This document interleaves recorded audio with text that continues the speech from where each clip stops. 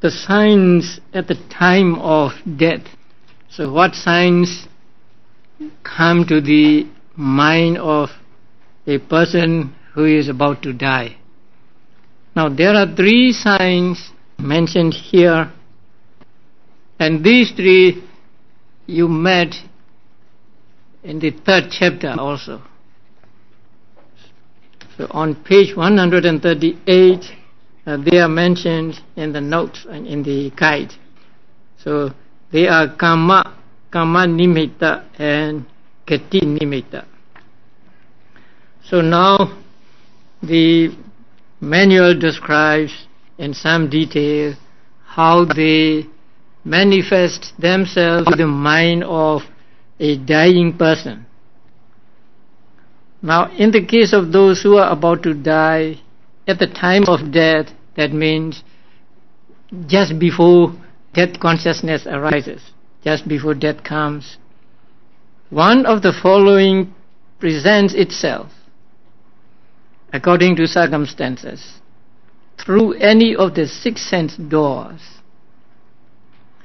So one of the following means one of karma or sign of karma or sign of destination. So one of them presents itself to the mind of a dying person, and it is according to circumstances. That means as the case may be. Sometimes the karma will manifest itself, sometimes it is karma nimitta that will come to his mind, or sometimes it is sign of destination.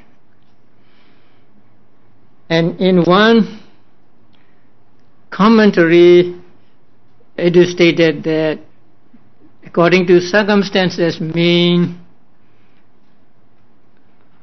for those who will not be reborn, for arahants, then these 3 will not manifest to the minds of them. So for them, other objects such as mind and matter, which they are in the habit of taking as object for their meditation, may appear to their mind. So that is why here it is said according to circumstances. So you can understand this in 2 ways.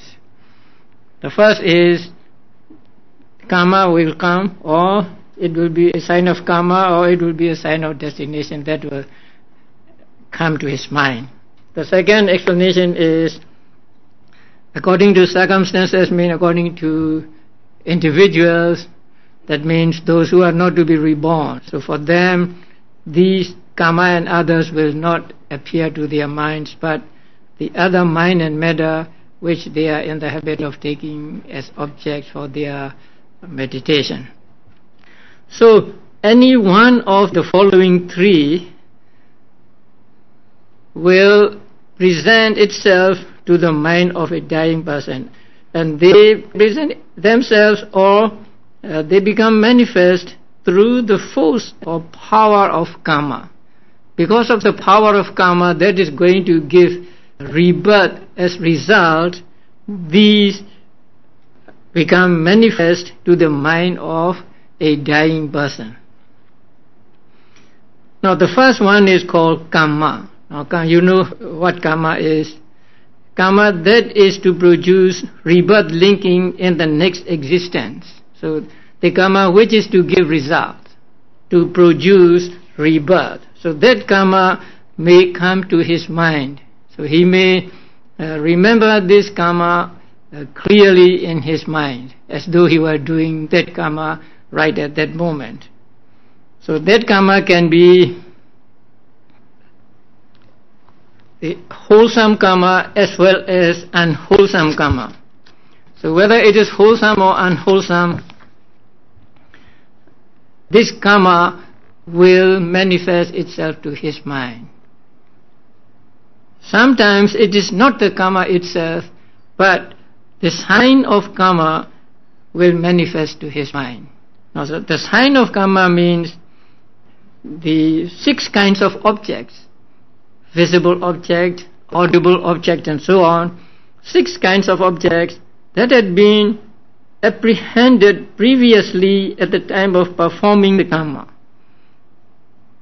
When he did that karma, there are some things that are involved, not just that karma, but to perform that karma, there must be some other things as well, and so those things may appear to his mind, or something that was instrumental in performing the karma. So not the karma itself, but those that are instrumental in performing that karma. So that is called sign of karma. Here, that had been apprehended previously means the primary object, and that was instrumental in performing the karma means a secondary object. For example, it is a dana of building a monastery. Then the monastery itself is one that had been apprehended previously. And when a person builds a monastery, and he will also offer other requisites to the monks, like offering food, offering robes and so on. So those things are the secondary objects. So one of these two may appear or may become manifest to his mind. That means he will remember these things. He will even see if it is right at the moment he is doing, he can see the objects himself, or he may see them in his mind. Or if it is a stupa that is erected, then the stupa itself is the main object, and offerings made to the stupa like water, food, flowers, and incense or light are secondary objects. They may come to his mind. Or if it is fishing or hunting, then the fish and the animals hunted are main objects, and the weapons or nets and others used in hunting them are the secondary objects. So there are primary objects and secondary objects of the sign of karma. So one of them will appear in his mind or will present itself to his mind. So that is a sign of karma. In Pali it is called karma nimitta. And the third is the sign of destiny. Sign of destiny means sign of destination. Destination means the life into which he is going to be reborn. So the immediate next life. So that is called destination. The sign of destination means the sign of that life. If you are going to be reborn as a human being, then the walls of the mother's womb may appear, say, to him. And also the things that he will use as a human being may appear to him. If a person is going to be reborn in hell, then hell itself is one primary object, and then hellfire, hell wardens, dogs, vultures and so on are the secondary objects. If a person is going to be reborn in the celestial worlds, then the celestial worlds, celestial mansions are the primary objects, and the celestial nymphs, gardens, and other wishing trees and so on, so they are the secondary objects. They will appear to his mind. If a person is going to be reborn as an animal, then he will see the forest or the hills, and also he will see the bushes and others, small trees, as secondary objects. So when these appear to his mind, that means he is going to be reborn in those realms or in those existences. Now, yesterday I told you about the father of that Arahant. So when he was about to die, first he saw dogs running after him, and so that is a sign of hell. So he's going to be reborn in hell. And then later on he saw celestial mansions and celestial dancers and so on. So it changed. So these are the sign called sign of destination. So to a man who is about to die, one of these become evident in his mind. Sometimes karma, or the sign of karma, or the sign of destiny. And they appear to his mind by the power of the karma which is going to give rebirth. Now, after that, taking that very object thus presented to his mind, the stream of consciousness continually flows. That means the moments of consciousness arise in accordance with the karma that is to be matured, whether pure or corrupted.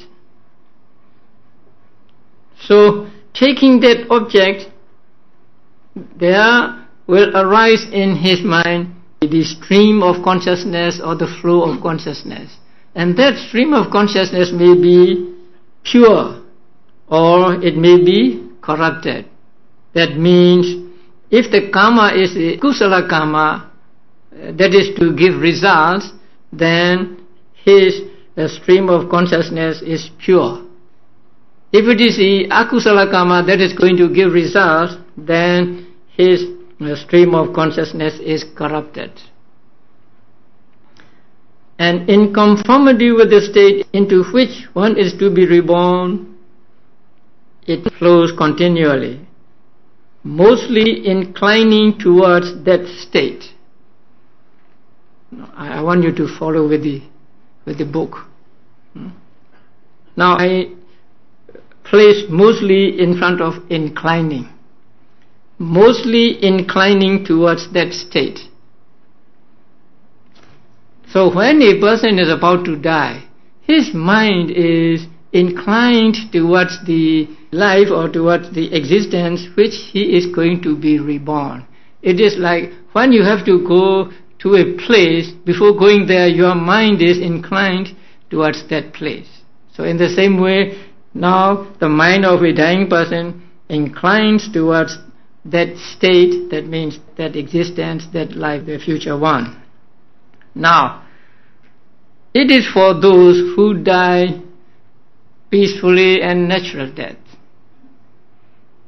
It is said that when you kill a fly doing like this, it will get no chance to have this flow of or this stream of consciousness leisurely, because the moment you hit it, it dies. So there are only a very, very few thought process arise and disappear and then it dies. So in that case, in the case of a fly who is killed by being hit by something, their minds will not incline towards the state that is to be reborn.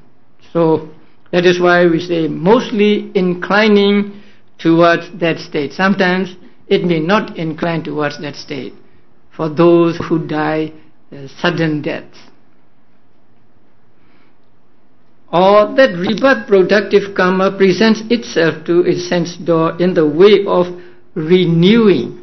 Now this is one way of karma presenting itself to his mind. So now a person experiences that karma again as though he were performing that karma right at that time. So vividly does that karma appear to his mind.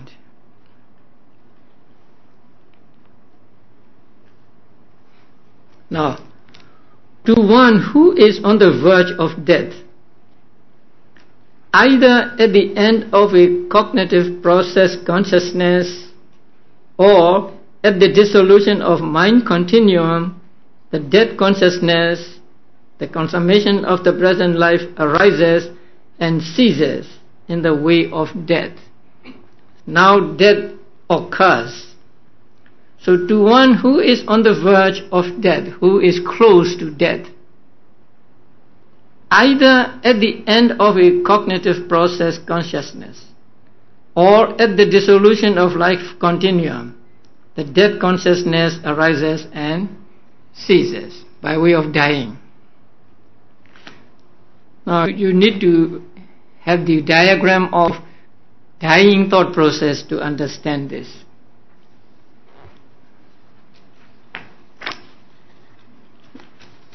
There's a diagram in the book as well as in the handouts. I think the last of the handout for 5th chapter. So there, a death and relinking thought process taking the present visible object is given. Now there are many types of death relinking thought processes. This is only one of them. Now here you see the A mean, let us begin with PT. No? PT means Patisandhi, rebirth. BH means Bhavanga, and A means Atita Bhavanga or past Bhavanga. C means vibrating Bhavanga. U means arrest Bhavanga. So A, C and U are all Bhavangas. And then P, 5 sense door adverting, and CK, seeing consciousness, S, receiving consciousness, ST, investigating consciousness, V, determining consciousness, and the J's, Javana consciousness, and CU, Chuti, death consciousness. So in this thought process, and then again PT, and so on. So here, Chuti comes after the 5th Javana. So in such a thought process, Javanas run only 5 times and not 7 times as normal, because it is just close to death or it is almost death. So the person is very weak. When the body is very, very weak, the mind that has to take that body as a locus is also weak. So since it is weak, Javanas cannot run 7 times. So Javana runs only for 5 times. And after the Javana, there is Chuti, right? So in the text, in the manual, it is said, either at the end of a cognitive process consciousness. Now, Bhavangas are not cognitive process consciousness. Bhavangas are called process-free or door-free consciousness. So, cognitive process consciousness means those that arise in the thought process excluding the Bhavangas. So, from sense door adverting until the 5th Javana are called cognitive process consciousness. So I want to put the word consciousness after process. So Chuti or death can come after Javana or at the dissolution of life continuum. That means sometimes after Javana there may be Bhavanga, and after Bhavanga there may be Chuti or death. So in that case, death comes at the dissolution of life continuum. So there are different kinds of death relinking thought processes. So death can come after cognitive process consciousness, or it can come after Bhavanga, life continuum. immediately after death, death consciousness, or the death consciousness has ceased, a rebirth linking consciousness arises and is established in the subsequent existence. So, in this thought process, immediately after CU Chuti, you find PT Patisandhi, rebirth.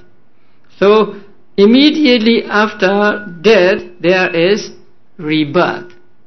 So, in order to emphasize this, the manual says, immediately after that death consciousness has ceased, a rebirth linking consciousness arises and is established in the subsequent existence. So by this, the author of the manual wants us to understand that between death and rebirth, there is nothing intervening. And rebirth arises, and when it arises, it is already in a new life. So there are some people who think that rebirth consciousness, there are three movements of rebirth consciousness, right? Sub-movements of rebirth consciousness. So there are some people who think that the arising moment of rebirth consciousness may belong to past life. And then only when during the present moment or dying moment is it in the new life.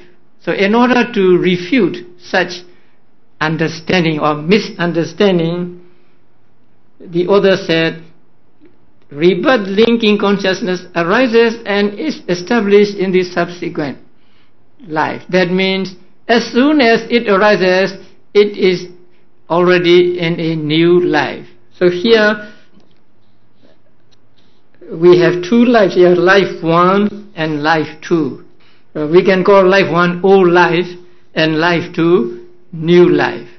So in this thought process, we see that Patisandhi immediately follows death, Chuti. So there is no time gap between death in one life, life number 1, and Patisandhi or rebirth in next life, life number 2. So there may be distance between these two.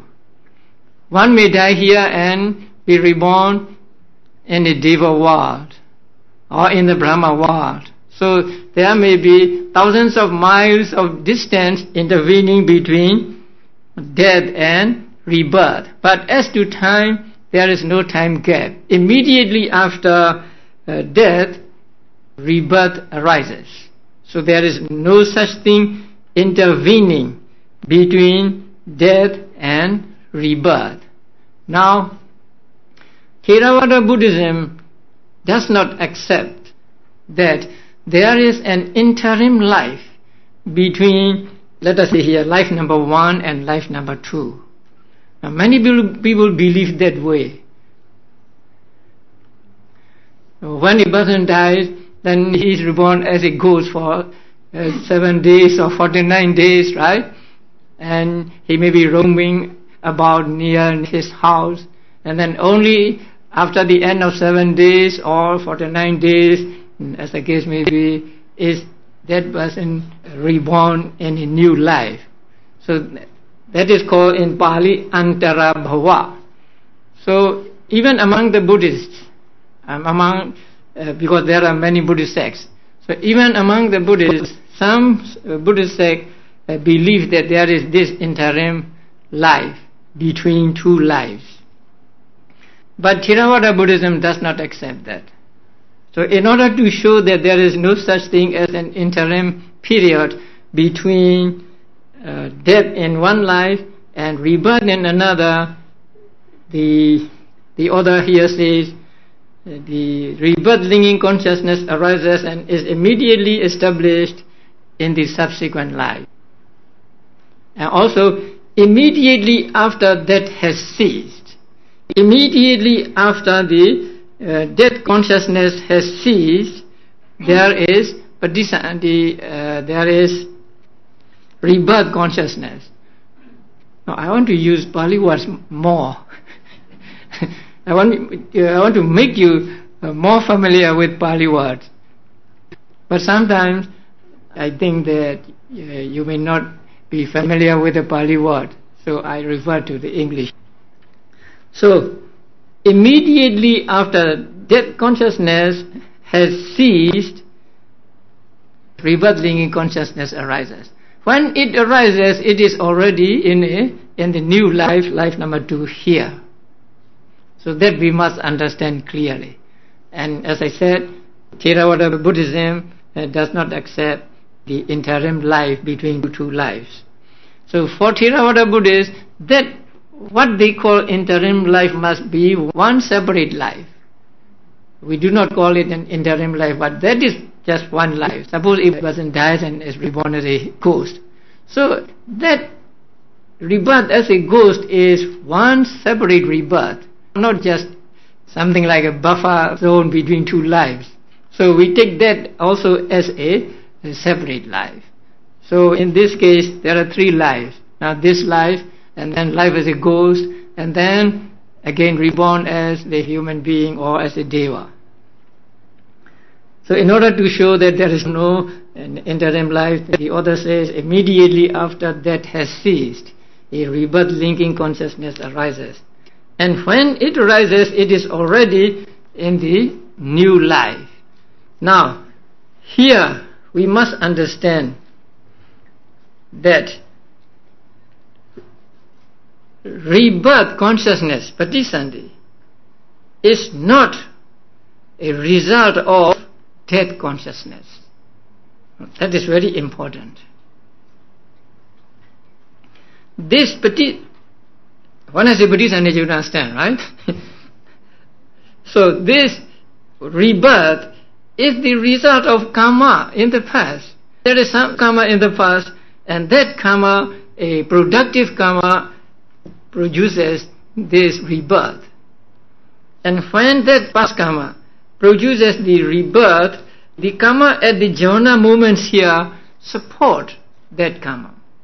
So what produces the rebirth is the karma in the past, and we can call them the jhanas as present karma. So karma at these 5 jhana moments support that productive karma. And so the rebirth is produced. So rebirth is not caused by or not the result of even the jhana moments. It is the result of karma in the past. That is one thing. Now, after death, rebirth immediately follows. So, we can say that rebirth is conditioned by death.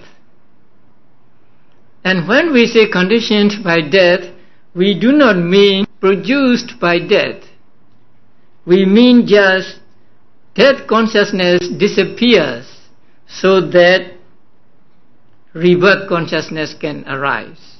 So that kind of condition is called proximity condition in the 24 causal relations taught in the 7th book of Abhidhammattha.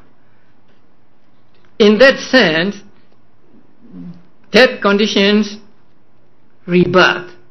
But here, conditions means just to give place to another chaita. If death conditions does not disappear, then rebirth cannot arise. So in that sense, rebirth is conditioned by death consciousness. But it does not mean that rebirth is produced by death consciousness. That also we must understand. So the rebirth is the product of or result of the karma in the past. And when the productive karma gives this rebirth as result, the karma at the jhana movements, 5 jhana movements, support that karma. So the karma at the 5 jhana movements are supportive karma, and the karma in the past that produces rebirth is the productive karma. So you know that productive karma, supportive karma, obstructive karma, and what is the other one? Destructive karma. So here we have 2 karmas, productive karma and supportive karma. So they together, let us say, produce the rebirth. Immediately after rebirth, there are 16 moments of bhavanga.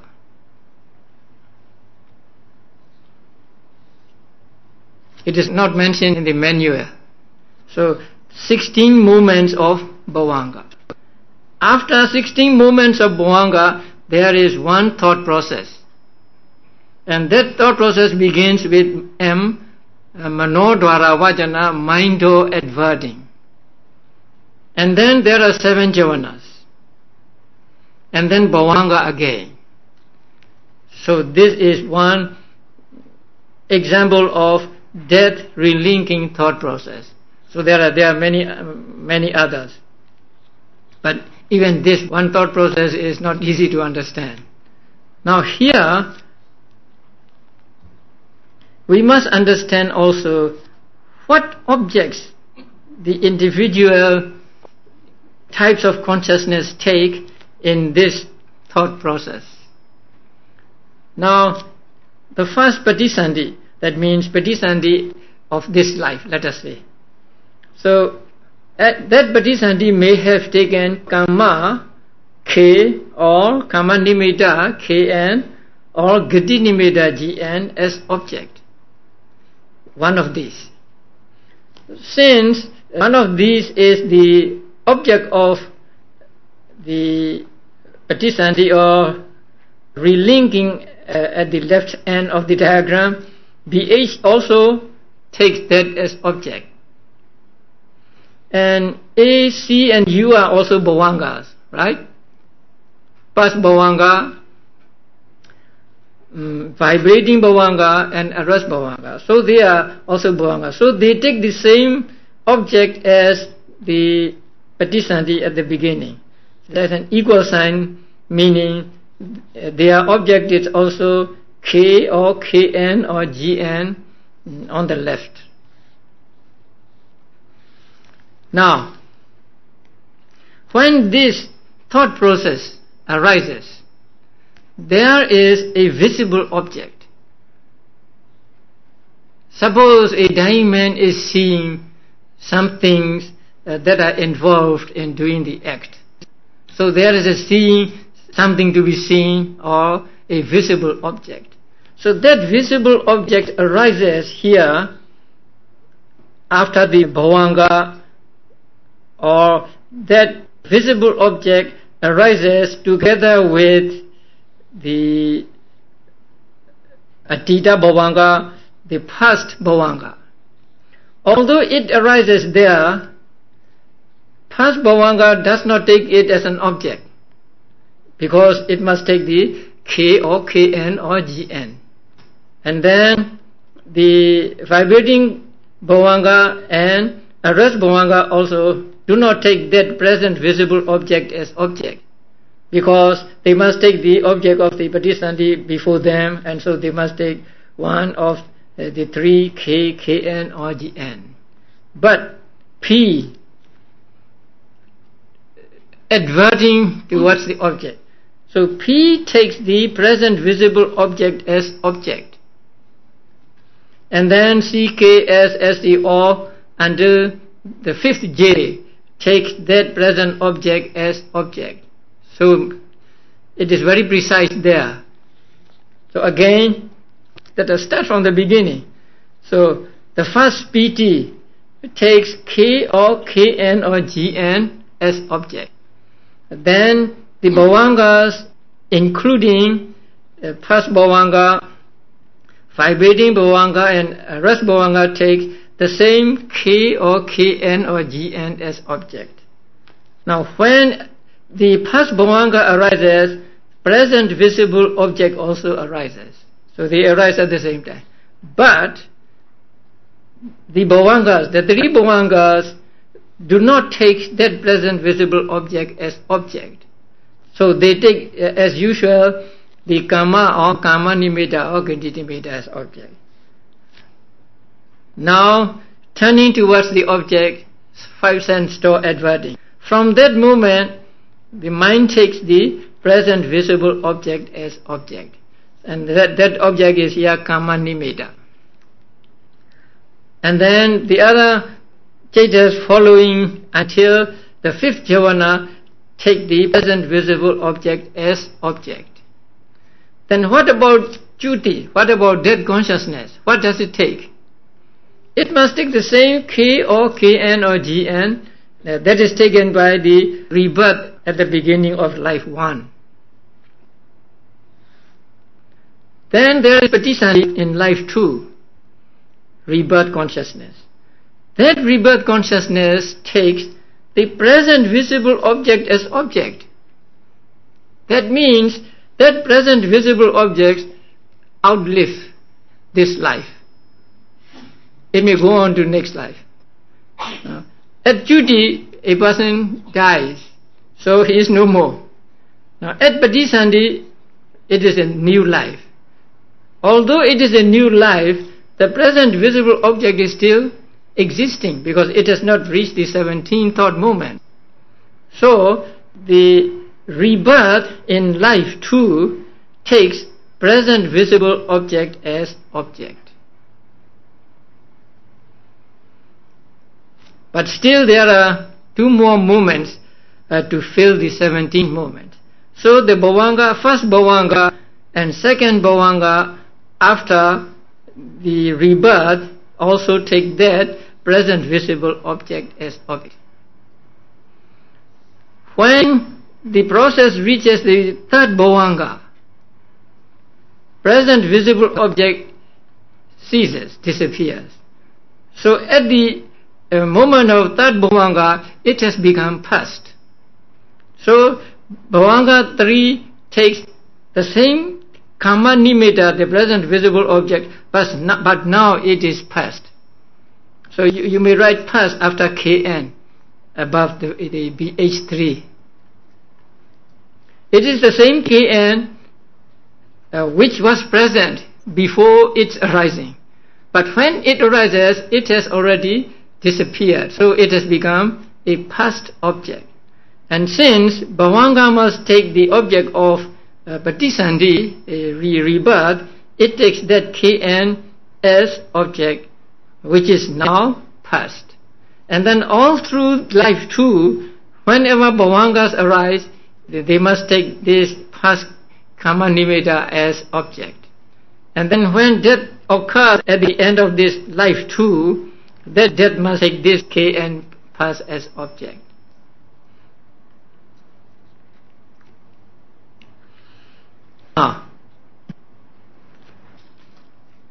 After the Patisandi, there are 16 bhavangas, and then they are followed by one thought process. Now, in that thought process, there are mind or adverting and 7 jhavanas. What do they take as object? Now, they take the relinking chitta, cetasikas and rupa born of karma as object. That means they take the Patisandi as object. They take the rebirth as object. Rebirth in life two as object. And it is said that the jhavanas are always accompanied by lobha. Because whenever, in whatever life a being is born, he is always attached to it. Whether it is a life as a human being, life as a celestial being, or life in hell. But at that very moment, attachment to that life occurs. So this thought process, the process that immediately follow the 16 bhavanga takes the rebirth, which consists of relinking citta, cetasikas, and rupa born of karma. So they are the object of this thought process, beginning with mind or adverting. So that is why we say we begin our life with attachment. Every being begins its life with attachment. So, and then in life we experience many kinds of thought processes. So it is important that we understand this thought process clearly. Now, the rebirth, bhavanga, and death in life one. Take K, Kn or Gn as shown above the Patisandhi at the beginning as object. But the rebirth of life two takes another kind of Hiyakama Nimitta, Kn. So the object of rebirth in life two and object of rebirth in life one are different. Although they are the same kind, they must be karma or karma nimitta or gati nimitta. But although the type of object is the same, they are individually different. Let us say the K of the rebirth in first life, life number one, may be, say, akusala karma. But the object of the rebirth in life two may be kusala karma, something like that. So the object of rebirth at the beginning of each life is different from the object of the rebirth, bhavanga, and death of previous lives. So that is why there is always a new object for rebirth in the beginning of every life. Now, death can arise after the dissolution of life continuum. So that means after the jhavanas, there can arise registering Dharamana also. Suppose there arise two Dharamana, and after Dharamana there arise one bhavanga, let us say. So in that case, two Dharamana, one and two bhavangas. In that case, the rebirth will be out of the 17 thought moments, right? Therefore, the object of rebirth in life too can be present or it can be past. So, if death occurs after 2 moments of jhana and after 2 moments of bhavanga, then the rebirth in life number 2 will take the past karma nimitta.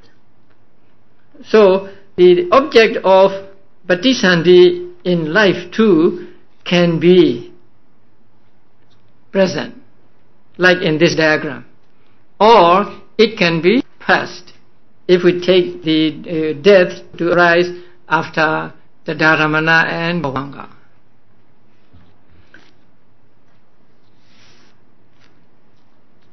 And when patisandhi arises in a new life, in the book it is said, either supported by the heart base or baseless. That means if one is reborn as a human being, as a deva, as a brahma, as a form brahma, then it will have a heart base. If the rebirth is in the arupa vajra world, then it will have no base. So it is either supported by the heart base or baseless. and it is generated by a volition formation that is enveloped by latent ignorance and rooted in latent craving.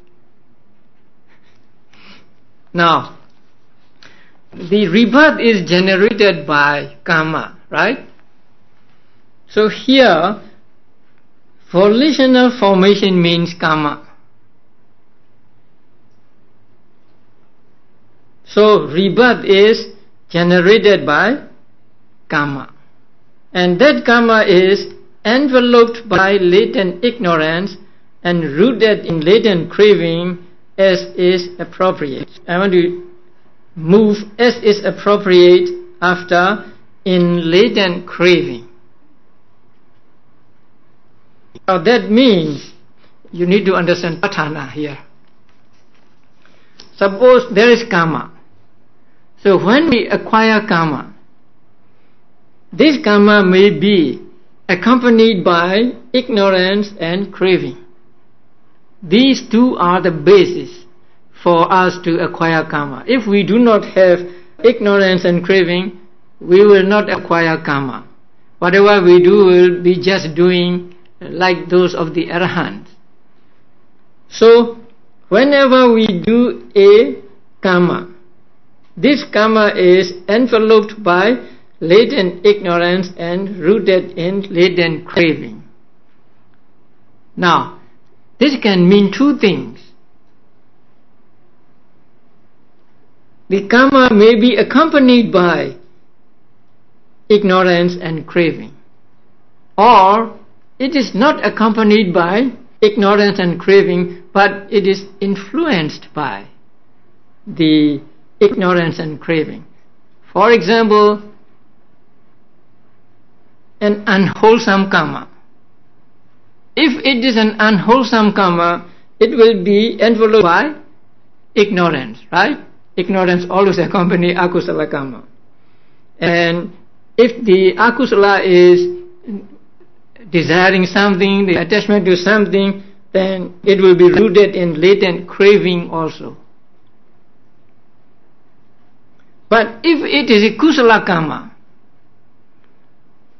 kusala karma is not accompanied by ignorance or craving, because ignorance and craving are unwholesome and kusala is wholesome. Wholesome and unwholesome cannot arise at the same time, at the same moment. So, regarding kusala karma, ignorance and craving are not concomitant, but they influence. Because of ignorance and craving, we do punya, or we do kusala. So that is what is meant by as is appropriate. So the rebirth is generated by or produced by volition formation or karma that is concomitant with ignorance and craving, or that is influenced by ignorance and craving. Because of ignorance, we do kusala. Those who want to criticize us, you say that because of ignorance you do kusala. That means, ignorance means you are a fool. You are ignorant and so you are foolish. So because you are foolish, you do kusala. So, there are three things here, right? Karma, ignorance, and craving. This, our teachers explain in this way. Suppose a man was caught by three men, and one man blindfolds him, and the other man turns him to a precipice, and the third man pushes him down into the precipice. So ignorance is like the one who blindfolds. Because we are ignorant, we do not know the true nature of things. And so when we are blinded by ignorance, we think to be reborn as a human is a good, to be reborn as celestial being is good and so on. So we turn towards that life, or we incline towards that life. So that is the work of tanha, or craving. And then karma comes and pushes us down precipice. So there are these three things producing rebirth: ignorance, craving, and karma. Ignorance blinds us, and craving make us turn to the life existence, and then karma push us down into another life.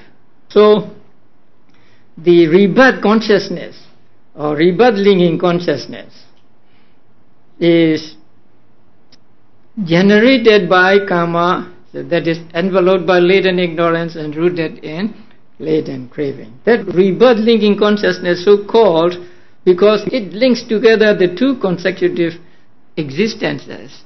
Now in Pali it is called patisandhi. Patisandhi means joining two lives.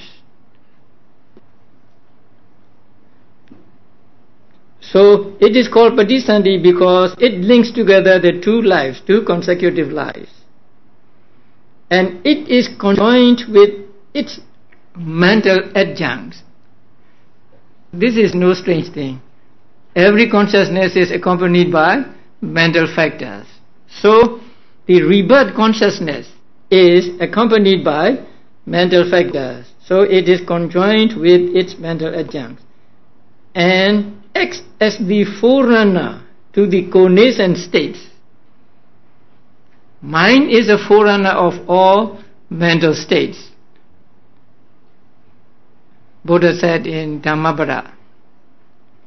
So the rebirth consciousness arises, and mental factors also arise at the same moment, and rebirth consciousness acts as the forerunner. The forerunner means not that rebirth consciousness arises first and then mental states arise later.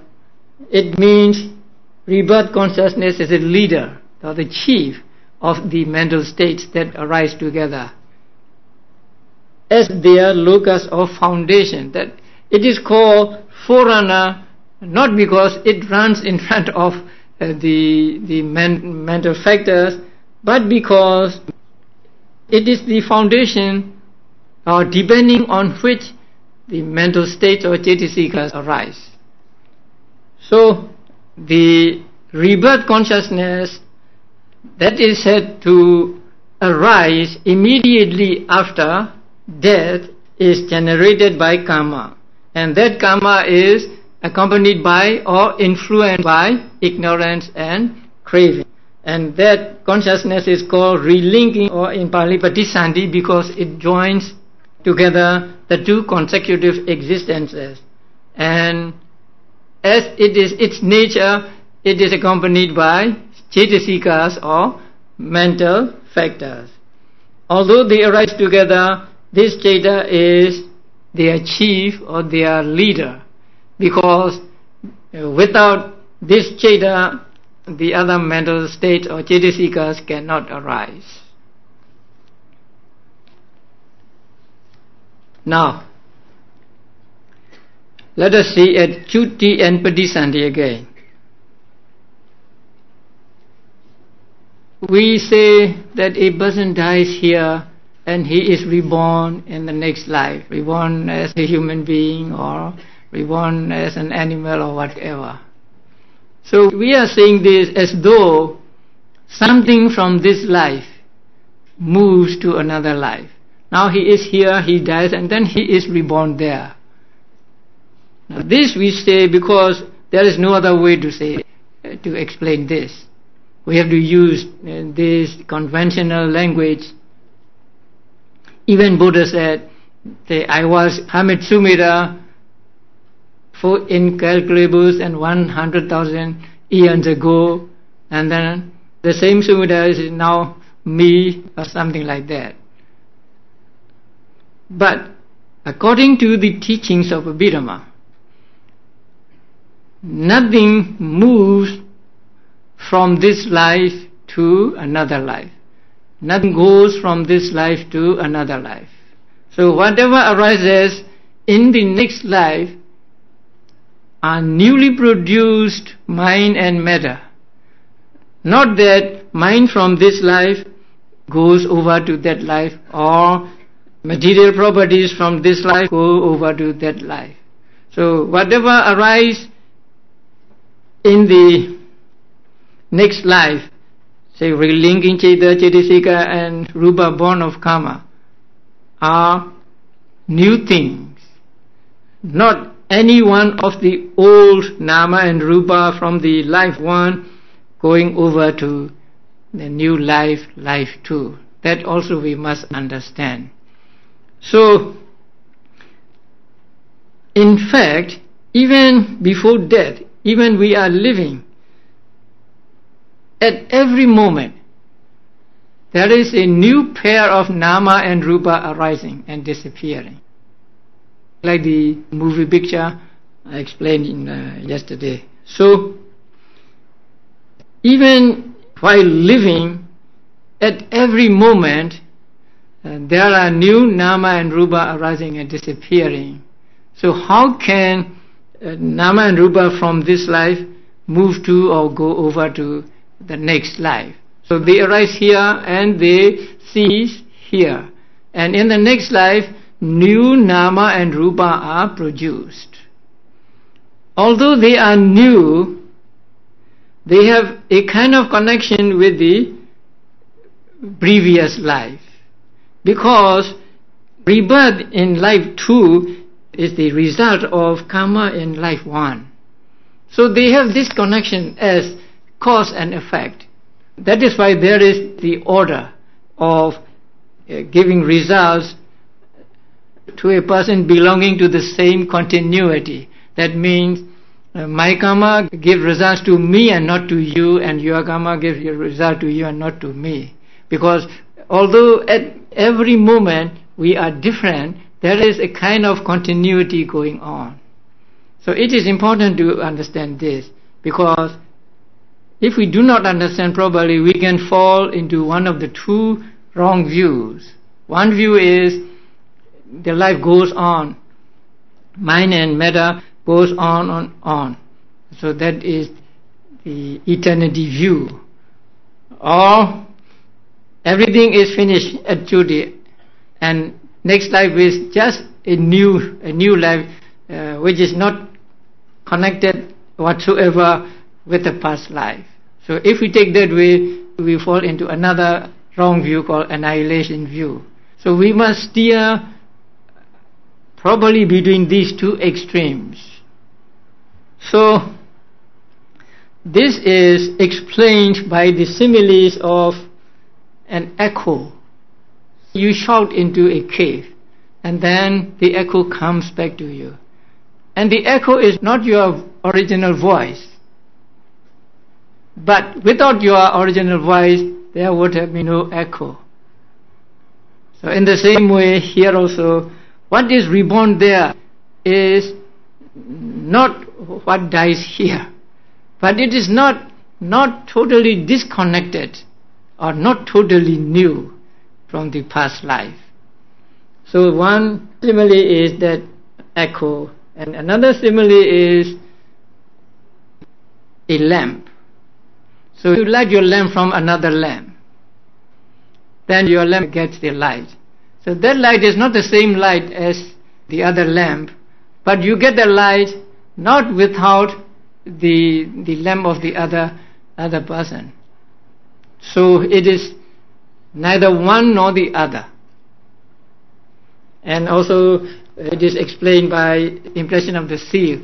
So when you put a stamp here, the impression, let's say on the paper, the impression on the paper is not the seal itself, but the impression is there not without this seal. So this is the simile given in our books. But one of my brother monks suggested that what about giving the facts as a simile for this rebirth? It's very good. You send a fact from here, and then the other person receives the facts. this is not the same sheet of paper he receives. And he has the facts because you send the facts to him. So it is something like that. It may not coincide the 100%, but I think it is also a good example. So the formula we use is neither he nor another. Now, na cha so, na cha anyo. So that means neither he nor another. The one who is reborn is neither the old person or a totally new person. Because there is this continuity as cause and effect, we belong to the same continuity. So that is very important. So in Abhidhamma, we use two methods at least to understand this. Law of identity and law of diversity. They are two different things going opposite to each other. But we combine these two. Neither identical nor totally new. So, according to law of diversity, at every moment they are different. At every moment they arise and they disappear. But according to the law of identity, there is some kind of identity going on through these different arising and disappearing of mind and matter. So when we combine these two, we come to the right view that neither the person who is reborn there is neither he nor another person. So that is very important, but we have not finished with the process yet. So we'll continue it tomorrow.